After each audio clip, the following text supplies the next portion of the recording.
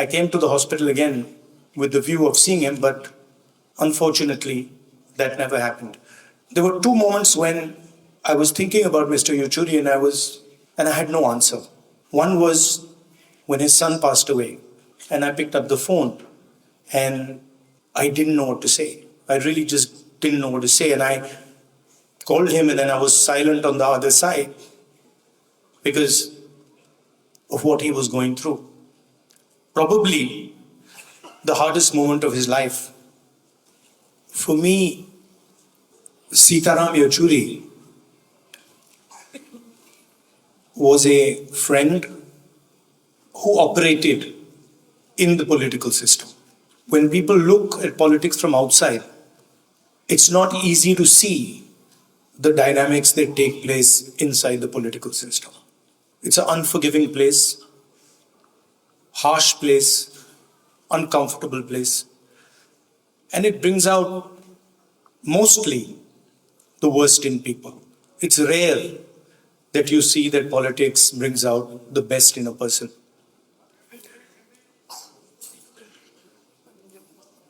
And I saw Mr. Yechuri from the first day I started in my political journey.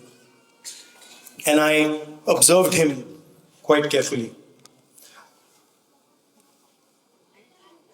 And what I found was a person who was flexible, who listened, who, even though he was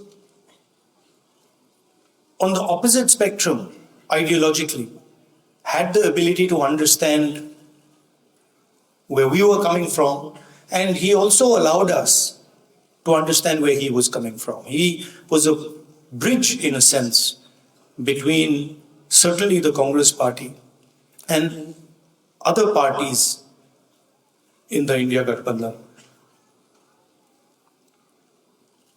There are people who are visible and they are upfront, you see them. And then there is the glue that is not visible, that is hidden, but is actually what holds the structure together. And I would say Mr. Yechuri was such a figure who, in the India Gathbandhan certainly, and the last UPA Gathbandhan, held the architecture together. And he held the architecture together because he was flexible, because he listened, and he didn't have the common traits that a lot of politicians have: anger, aggression, arrogance. These things were missing, and this is rare in our work. So he was a friend. I dealt with him a number of times, and I always noticed how the stress was countered with the cigarette. And this was always there. And I used to tell him, Yechuri ji, what is this? Why don't you get rid of this? And that, I think, is the only habit that probably he wasn't able to get rid of. He was also very close to my mother. And I would say they were even better friends than I was with him. And a few days ago, he came to meet my mother. And they were sitting there. And I saw Mr. Yechuri was coughing. And I realized that both of them have the same attitude when it comes to hospitals, which is that neither of them want to go to a hospital under any circumstances. I knew they were watching each other. So immediately I caught Mr. Yechuri. I said, Yechuri ji, you're going in the car. You're not going home. You're going to the hospital. And I told my office people that, look, he has to go to the hospital. And he was smiling. He was still trying to say, no, I'm not going to go. And that was the last time I saw my friend. I came to the hospital again with the view of seeing him, but unfortunately, that never happened. There were two moments when I was thinking about Mr. Yechuri and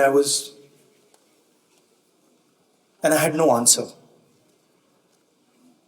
One was when his son passed away, and I picked up the phone and I didn't know what to say. I really just didn't know what to say, and I called him, and then I was silent on the other side because of what he was going through.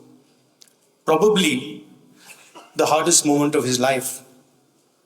But then I met him a few days later, and the same Mr. Yechuri, tough, brave Mr. Yechuri was back. And then the other time I didn't know what to say was when I was writing to his wife after he passed, and I was trying to, I had got a draft. We get drafts of letters, and the draft just didn't fit. Normally the draft fits, and this draft just didn't fit. I had to cancel out everything. And so I was thinking, what do I say to his wife who's going through such a hard time?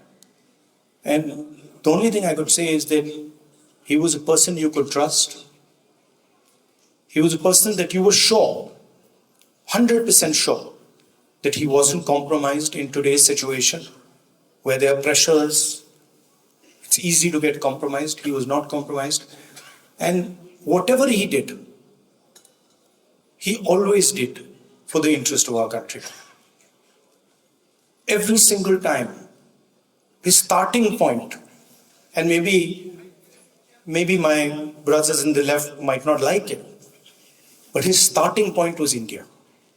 And that was the point from which he began. And of course, after that was his political ideology, his political conviction. But whenever he would speak to me about the BJP and the RSS, he didn't say, they're doing this and they're doing that. He said, look, this is a danger to the country. What they're doing to our institutions, what they're doing to our structure, what they're doing to our education system is going to destroy India.